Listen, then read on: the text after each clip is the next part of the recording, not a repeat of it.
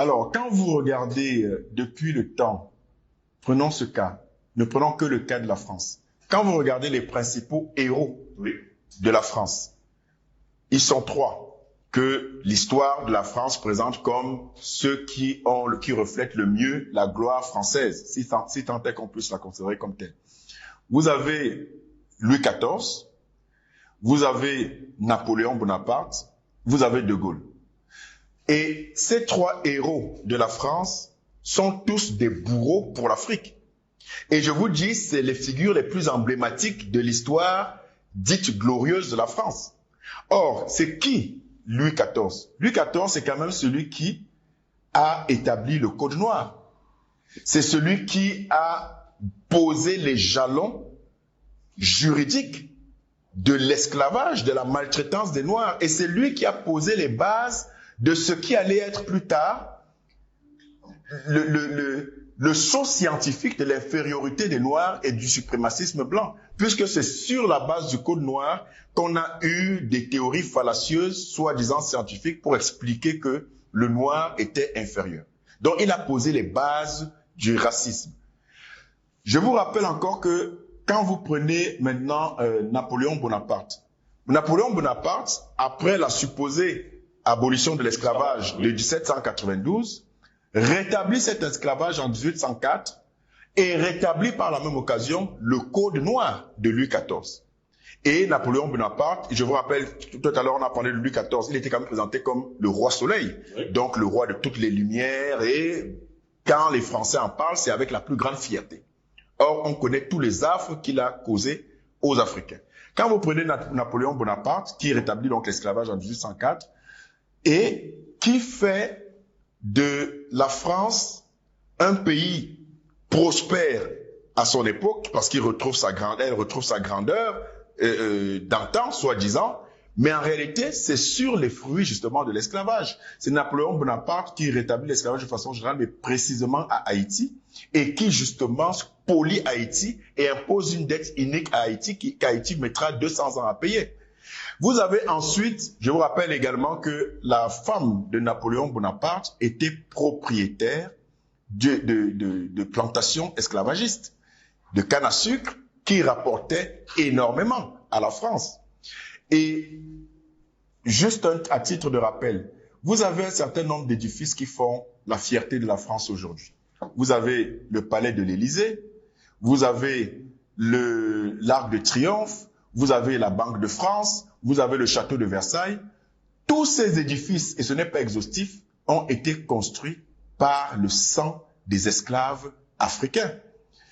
Le château de Versailles qui a commencé à être construit par Louis XIII et qui s'est terminé par Louis XIV était exclusivement construit par des esclaves avec les fruits de l'esclavage. La Banque de France aujourd'hui, qui est le poumon de l'économie de la France. Donc quand on parle d'une banque centrale d'un pays, vous comprenez ce que ça veut dire. Ça veut dire que c'est le cœur de l'économie de ce pays-là. La banque centrale, l'essentiel des fonds de la banque qui ont constitué la banque centrale était le fruit de l'esclavage. La banque centrale de la Banque de France a été créée en 1800, donc en pleine période de l'esclavage. Et aujourd'hui, ça fait la fierté de la France, l'économie de la France. Quand vous prenez l'Élysée, le palais de l'Élysée, c'est en réalité l'élément le plus pertinent du passé esclavagiste de la France. Parce que ce sont des Noirs qui l'ont construit à base des ressources esclavagistes, notamment Antoine Crozat. Si vous regardez qui est Antoine Crozat, qui était un bras droit de Louis XIV et qui a contribué énormément à la richesse de la France, en tout cas à la prospérité économique de la France entre le 16e, la moitié du 16e et moitié du 17e siècle, vous vous rendrez compte que il est présenté d'ailleurs dans l'histoire française comme l'un des hommes, sinon l'homme le plus riche de l'histoire de France. C'est lui qui détenait la Louisiane. La Louisiane, c'est tout l'État de Louisiane. C'est lui qui détenait la Louisiane avant que la France ne cède la Louisiane aux États-Unis. Oui. Et vous avez un troisième personnage, De Gaulle, qui est présenté comme l'un des emblèmes les plus prestigieux de la France, mais qui, pour les Africains, n'est rien d'autre qu'un criminel. Un poltron devenu héros.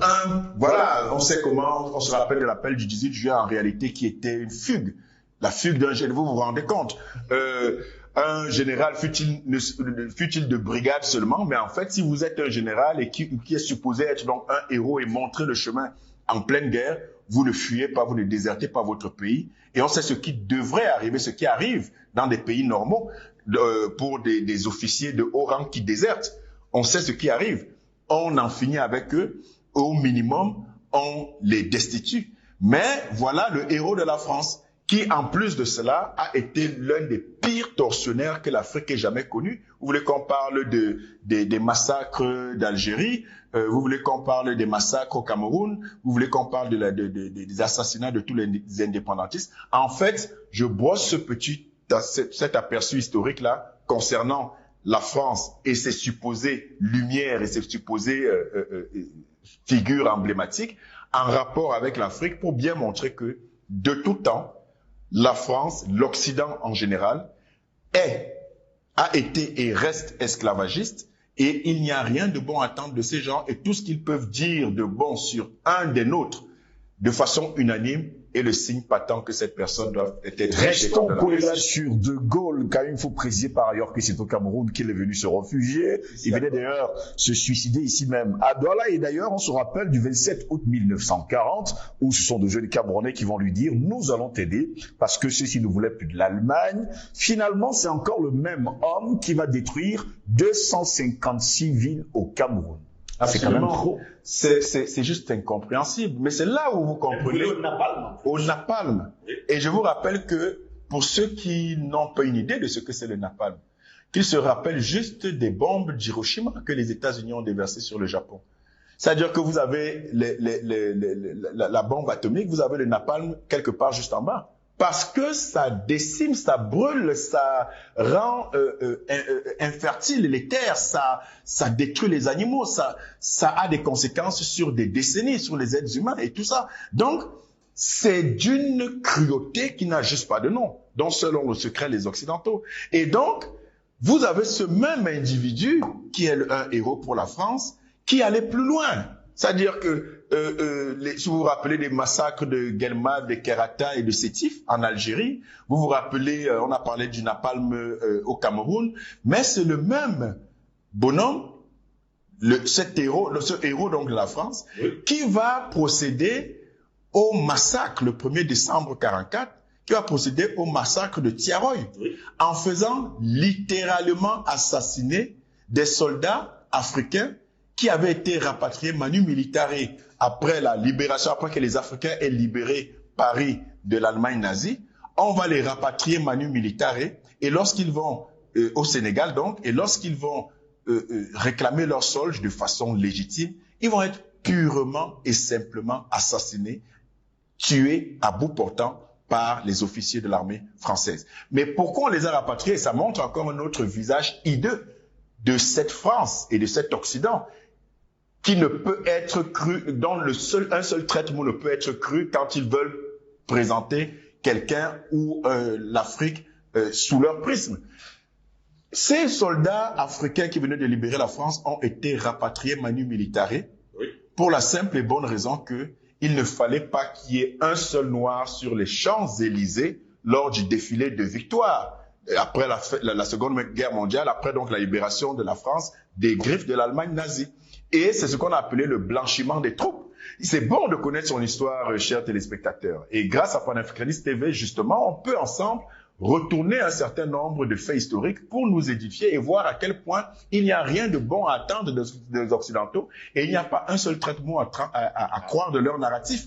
Et donc, le blanchiment des troupes, c'était donc ça. C'était que il ne fallait pas que les gens se rendent compte que ce sont des Noirs qui ont libéré la France. Donc, on les a rapatriés manu militare, on les a déshabillés et on a donné leur tenue et des armes à des va-nu-pieds, à des clochards, mais c'est la vérité. C'est-à-dire qu'on ramassait des clochards blancs, français, soi-disant de souche dans la rue pour sauver l'image de la France. Pardon. Et on leur remettait des armes. On leur remettait des tenues pour aller défiler sur les Champs-Élysées. Ça, c'est important de rappeler ce genre de fait historique parce que ça montre bien à nos téléspectateurs dans quel état d'esprit sont les systèmes occidentaux et quel type de rapport on doit avoir, eux, justement, ne jamais croire un seul mot. Parce que comme je le dis à la fin de ce petit guide, pour comprendre le narratif officiel des Occidentaux et donc s'en méfier, il ne faut le début du salut de l'Afrique, c'est quand tous les Africains vont se rendre compte qu'il n'y a pas un seul traître mot à croire du narratif officiel de l'Occident sur l'Afrique.